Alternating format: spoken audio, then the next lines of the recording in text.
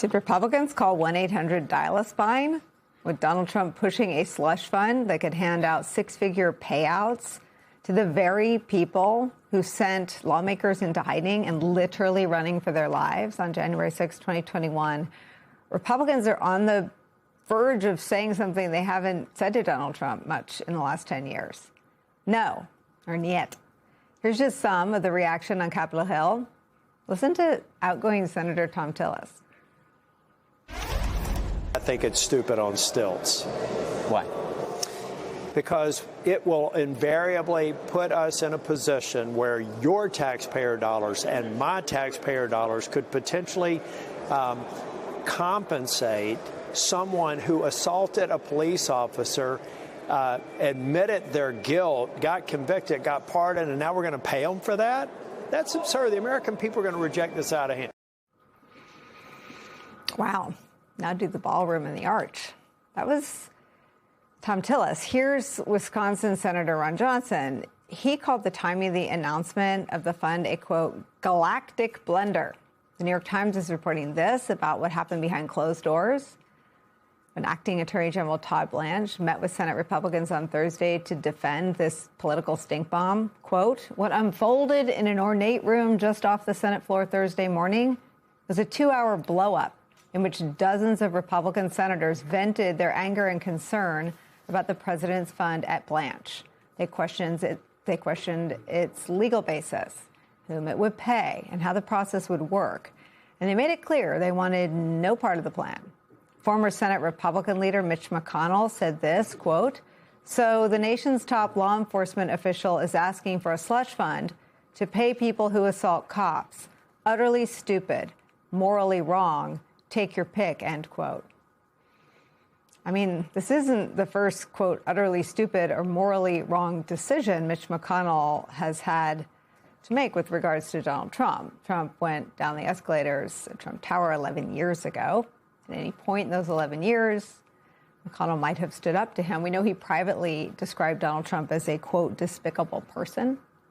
But McConnell and the rest of the Republican Party wouldn't be here now if they'd spoken up before this news cycle, with Donald Trump now literally asking them to sign off on and commit money to paying out the people who threatened to kill all of them and Mike Pence on January 6th.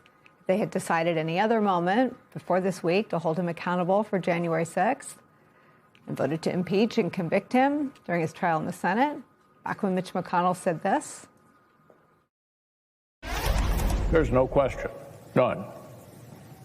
That President Trump is practically and morally responsible for provoking the events of the day.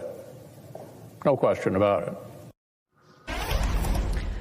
I want to bring in Washington correspondent for the Los Angeles Times, Ben Weider. And joining me at the table, Paul Rieckhoff. He's the host of the Independent Americans podcast. He is the founder and CEO of Independent Veterans of America. Michael Feinberg's still here. Ben, what do you think? I mean, I think, I think if we're thinking about why this moment, why now? I mean, certainly, I don't think you can find very many people outside of, President Trump and Todd Blanche who are defending this IRS slush fund. But, the politics are important to consider. On the one hand, we've seen in recent weeks the tremendous power that Donald Trump still wields in Republican primaries.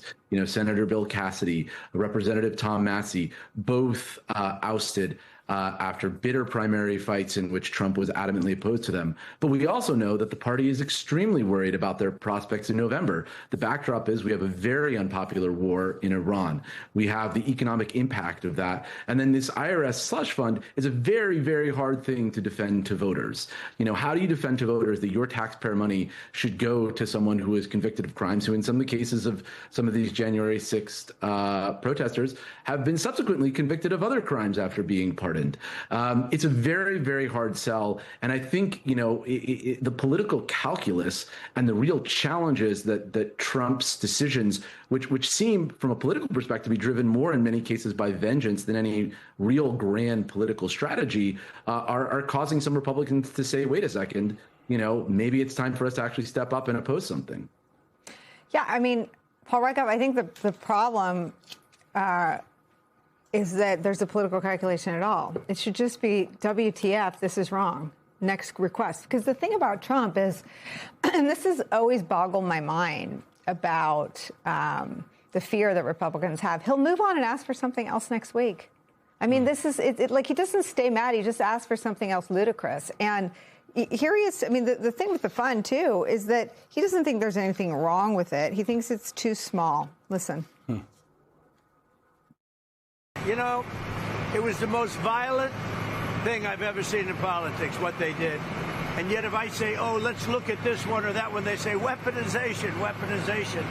What they did in terms of weaponization will never be allowed to happen in this country again. So we think that those people, we think that anybody involved in that process should partake. And you're talking about peanuts compared to the value. It destroyed the lives of many, many people. So it was the most violent thing. I think he's talking about the prosecutions of him. I played the sound of Mitch McConnell basically referring him for criminal prosecution. That's essentially a criminal referral. If he'd done that on paper, it would have been asking the Department of Justice to investigate him. Describes him as practically and morally responsible for the violence on January 6th. So it's Memorial Day weekend, where we honor the integrity, the sacrifice, the honor of generations of Americans who stepped forward. And a couple days before that, he wants to provide compensation, we shouldn't even call it compensation, a payout for people who violently attacked the government, domestic terrorists who showed the opposite of honor, integrity, and courage. It's despicable. It's overwhelmingly unpopular. It's about time Republicans stepped up and drew a line, and hopefully that'll give them momentum on things like Iran and Cuba.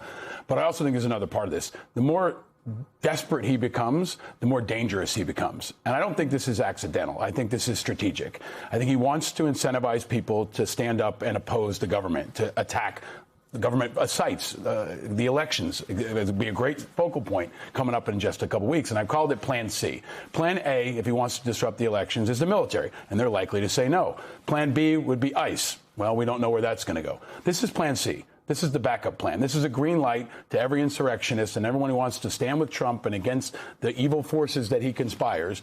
This gives them a green light to do bad things and know that you will be pardoned and you will even get paid for it.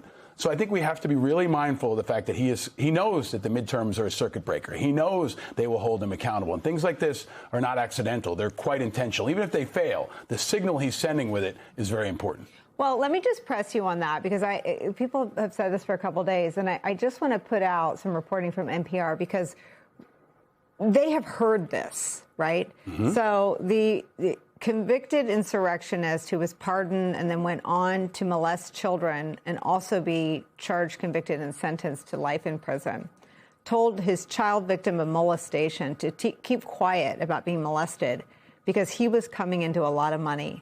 Restitution from Donald Trump for January 6th. And so I guess instead of debating whether or not that is the plan, that is what the insurrectionists have heard. Right. I mean, it's okay. The president wants you on his side. The president considers you a victim.